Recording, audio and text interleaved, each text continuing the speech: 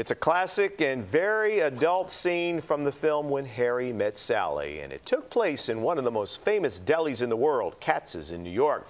Now a museum exhibit is borrowing the scene's famous punchline, "I'll have what she's having," to tell the story of American Jewish delis. And as we found out, even New York establishments would not have been possible without some help from Chicago. Are you over here? Yeah, over here. What can I get for you? How about a corned beef sandwich? Or maybe some matzo ball soup? Two mainstays of an American food icon, the Jewish deli. Oh my God, who doesn't love deli food? It's the ambiance, and it's the people, and it's the food.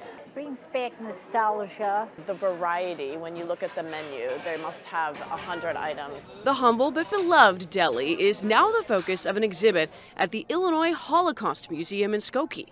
Yes, the Holocaust Museum.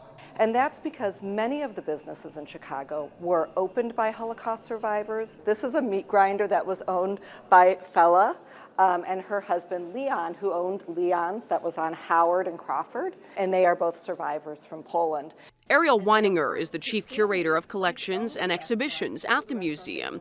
She says delis provided a much-needed industry for young Holocaust survivors. Most that survived the Holocaust were children, teens, 20-year-olds who hadn't been in school for all of the years of the war.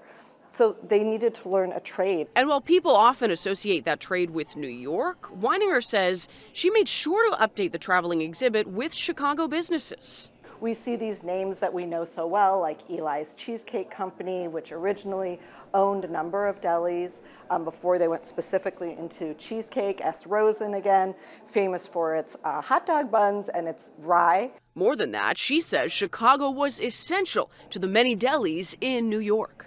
None of this would have been possible without this huge meat business that was grown in Chicago. So although in many ways people would say New York is the center of deli, it was supplied by many of the suppliers that are from the Midwest and from Chicago. So that's really an essential part of the story.